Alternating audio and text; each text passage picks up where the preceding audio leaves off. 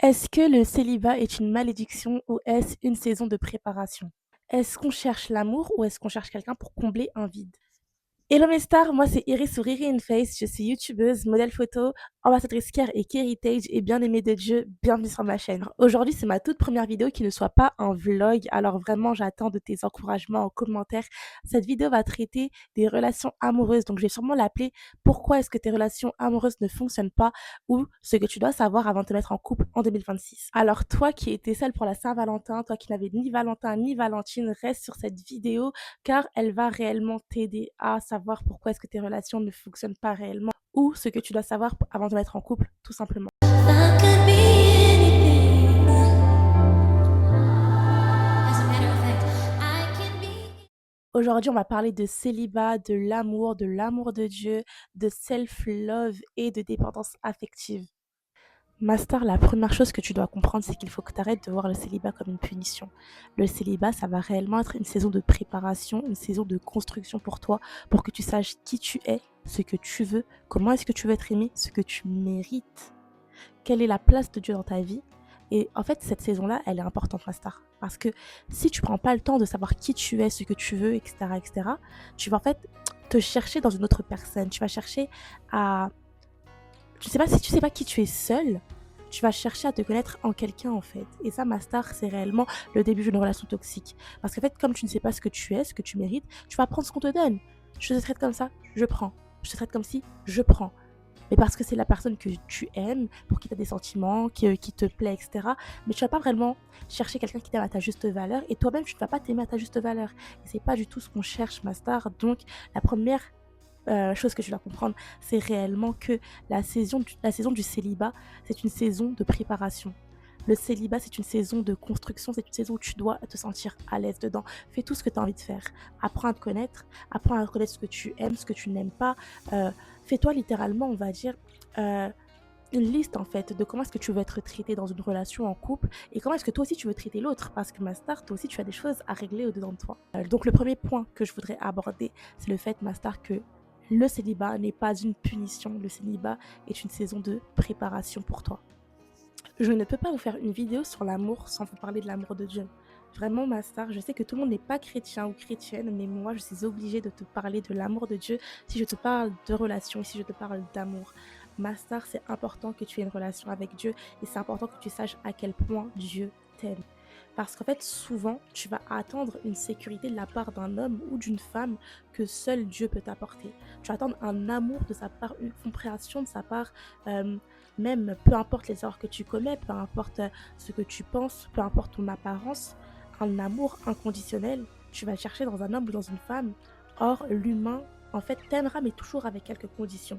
Si un jour tu ne lui plais plus physiquement, il peut te laisser du jour au lendemain. Si un jour tu as des opinions qui divergent du sien, elle ou il peut te laisser du jour au lendemain. Mais la seule personne qui t'aimera sans condition, c'est réellement Dieu, ma star. Faut que tu comprennes qu'en fait, dans une relation, tu ne peux pas chercher un sauveur. Et ça, je tiens quand même à appuyer sur ce point-là. Quand on est en couple, quand on veut se mettre en relation, ton rôle n'est pas d'être le sauveur de quelqu'un. C'est pas ton rôle. Ça, c'est le rôle de Dieu, ma star. Tu peux pas aller dans une relation, être en mode oui, mais il a pas confiance en lui, oui, mais il a tel truc, etc., etc. Moi, je vais faire ci, moi, je vais faire ça. Tu m'arrêtes, excusez-moi, vraiment, tu m'arrêtes ça tout de suite. Tu m'arrêtes ça tout de suite, c'est pas ton rôle. Et surtout, tu vas t'y perdre. Tu vas vraiment t'y perdre. Tu vas laisser une partie de toi, en fait. Parce que tu vas essayer d'être le sauveur de quelqu'un. Quelqu'un peut t'aimer, mais il ne peut pas combler toutes tes blessures. Il ne peut pas combler tout, tout ce que ton enfance aura laissé comme marque, en fait, dans ton âme. Ça, il ne peut pas le faire. La seule personne qui peut le faire, c'est Dieu. Et en fait, ma star, quand tu n'es pas rempli de l'amour de Dieu, tu vas exiger de ou ta partenaire réellement qu'elle devienne ton oxygène, qu'elle devienne ton tout. Et en fait, tu vas avoir cette relation où, mis à part dans ton couple, tu n'as plus d'identité, tu n'as pas de personnalité. Si comment dire, ton partenaire ne t'envoie pas de messages H24, s'il n'est pas tout le temps là à t'encourager, s'il n'est pas tout le temps là à te complimenter, en fait, littéralement, tu n'existes pas. Tu ne sais pas qui tu es, tu ne sais pas ce que tu vaux si ton partenaire ne te dit pas réellement ce qu'il pense de toi. Or, comme je l'ai dit tout à l'heure, la vie de quelqu'un peut diverger du tout au tout. Et si tu te bases sur une personne pour avoir une opinion de toi-même ou une opinion de toi-même, ma star, tu es fichu. Je préfère te le dire comme ça, hein, mais tu es fichu.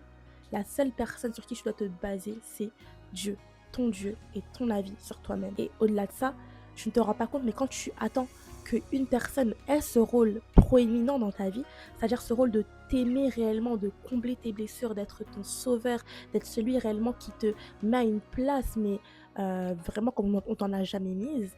Et c'est là que la dépendance affective commence, parce que tu vas devenir dépendante à cela, mais tu peux pas devenir dépendante d'un humain. On va passer au point du self-love. Quelque chose que j'aimerais déconstruire dans ta manière de penser, c'est que le self-love, ce n'est pas de se dire ah mais moi je n'ai besoin de personne. Le self-love, ce n'est pas de l'orgueil. Le self-love, en fait, c'est le fait de s'apprécier à sa juste valeur. Et en fait, c'est ça l'humilité, c'est réellement s'apprécier à sa juste valeur, dire ce qui est. Exemple, moi personnellement, je sais que je suis une frappe. Je ne suis pas orgueilleuse, je ne me vois pas comme plus que je le suis. Je reconnais à ma juste valeur que je suis une frappe. Et c'est tout. En fait, le self-love, t'aimer toi-même, c'est te reconnaître à ta juste valeur. Ne pas se diminuer, en fait. Le self-love, c'est se respecter, c'est se choisir, c'est se mettre des limites et c'est guérir de ses blessures. En fait, c'est vraiment prendre du temps pour soi. Et si tu n'as pas cette étape-là où tu t'aimes toi-même, comme un homme ou une femme ne peut pas t'aimer, gars, tu retombes encore dans la dépendance affective. Tu retombes encore dans la dépendance affective. Et ça, c'est ce qu'on ne veut pas. Ma star, on ne veut pas de ça. Et sache réellement que avant de te mettre en couple, tu dois savoir que tu dois t'aimer sainement avant de vouloir aimer quelqu'un. Avant de vouloir aimer quelqu'un sainement, tu dois t'aimer d'abord toi sainement. Et souvent, c'est le problème de certaines personnes, c'est que les gens ne s'aiment pas. Ils ne s'aiment pas, donc ils attendent, comment dire, ils attendent en fait de s'aimer au travers des yeux de quelqu'un d'autre. Mais ça, c'est pas possible. Parce que si tu attends de t'aimer au travers des yeux de quelqu'un d'autre, comme on l'a dit tout à l'heure, la vie de l'homme diverge. La seule personne au travers de qui tu peux t'aimer toi-même, c'est Dieu. Je reviens dessus. Parce que Dieu t'aime d'une manière dont personne ne t'aimera jamais. Peu importe les erreurs que tu commets, les péchés que tu as fait, réellement, Dieu t'aime en fait.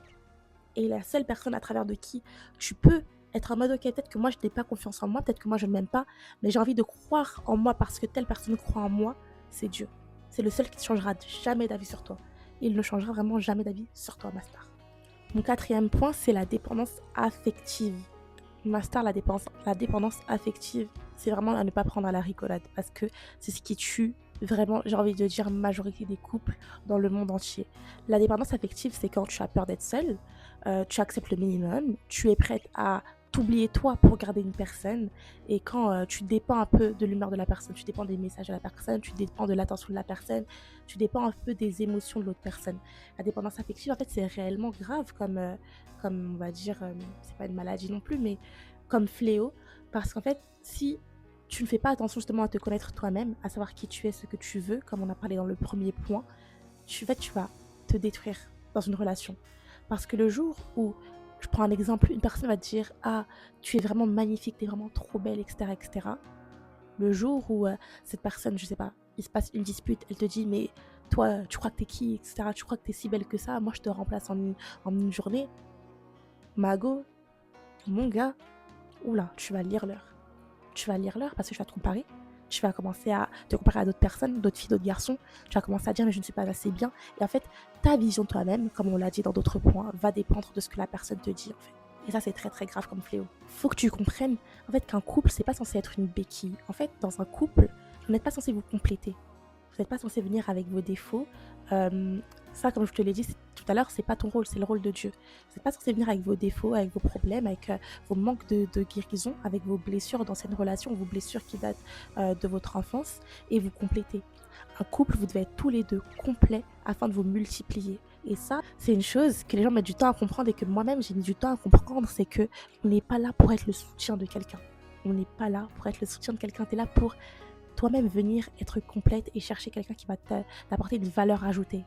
Tu es là pour être une valeur ajoutée dans la vie de quelqu'un et qu'une personne soit une valeur ajoutée dans la tienne pour que vous puissiez vous multiplier, pas vous compléter. Sinon, vous n'avancez pas. Vous n'avancez pas parce que chacun cherche à combler l'autre et chacun ne pourra jamais combler totalement l'autre. Et surtout, le jour où quelqu'un part, tu redeviens une moitié. Tu dois être quelqu'un qui est réellement entière avant de chercher à te mettre en couple. Et ce que tu dois comprendre, ce que tu dois réellement comprendre quand il y a la dépendance affective dans une relation, c'est que quand deux personnes blessées se mettent ensemble, elles ne s'aiment pas, elles se sauvent mutuellement. En fait, elles ne s'aiment pas, elles sont là pour se sauver. Et quand deux personnes guéries se rencontrent et se mettent ensemble, elles ne se sauvent pas, elles ne se complètent pas, elles se multiplient, elles bâtissent ensemble. Et en fait, le but, comme je vous ai dit, je ne sais pas si je vous l'ai déjà dit au début de la vidéo, mais les filles, je ne l'ai même pas mentionné parce que Et les gars, je ne l'ai pas mentionné parce que pour moi c'est logique, on date to marry en fait. On date pas pour date, on se met pas en couple pour se mettre en couple. Tu te mets en couple, on n'a pas le temps à perdre. Tu te mets en couple pour marier quelqu'un. Donc là, je parle réellement aux personnes qui veulent se mettre en couple pour bâtir quelque chose avec quelqu'un. Les filles, on date to marry. Et donc en fait, t'as pas le temps de chercher à compléter quelqu'un. Tu dois réellement chercher en fait à ce que cette personne-là, ok, elle est complète. Elle n'a pas, elle croit en elle, elle sait ce qu'elle vaut, elle a des occupations. Tu vois ce que je veux dire? T'es pas le centre de quelqu'un, l'univers de quelqu'un. Ça, c'est pas ton rôle, comme je t'ai dit. Et surtout, c'est toxique. Alors à toi qui es célibataire aujourd'hui, ne méprise pas cette saison. Ne la méprise pas, ne la vois pas comme étant un échec, ne la vois pas comme étant une saison où tu dois te précipiter parce que en fait les célibataires, j'ai remarqué quand on est célibataire, parfois certains vont se précipiter, courir dans une relation. Ne faites surtout pas ça. Si tu cours dans une relation, en fait, à chaque fois que tu vas courir dans une relation, un mec, ok, ça c'est pas fait, je change de mec, ça c'est pas fait, je change de mec, etc., ou je change de meuf, tu vas à chaque fois perdre une petite partie de toi. Et en fait, cette petite partie-là que tu vas perdre, tu vas devoir la guérir tôt ou tard. Et ça va t'accumuler des choses. Et le jour où tu vas trouver une personne qui sera totalement bien pour toi, qui saura qui elle est, qui saura ce qu'elle mérite, qui saura réellement, qui saura sa propre valeur en fait, et qui sera, comment dire, qui aura bâti sa vie et son intelligence émotionnelle, etc., tu ne seras pas prête pour cette personne-là. Tu vas passer à côté d'une relation qui aurait pu être la meilleure relation de ta vie. Alors réellement, l'impact que ces points que j'ai cités ont sur tes relations, tu dois réellement les travailler. Alors travaille sur toi, approfondis ta relation avec Dieu et apprends à t'aimer parce qu'une relation, un couple ne guérit pas ce que tu as peur d'affronter seul. Et ça, c'est très important comme point master, c'est vraiment ce que tu dois retenir. Nous sommes arrivés à la fin de cette vidéo, j'espère qu'elle vous aura plu. N'oublie pas de t'abonner, de liker, il y en aura d'autres comme ça, il y aura d'autres vlogs, plein d'autres contenus. Vraiment, faites-moi un bon accueil sur YouTube, je commence tout juste ma chaîne et je vais vraiment vous proposer du contenu qualitatif. Alors, c'est la fin de cette vidéo. Bye ma star, bisous.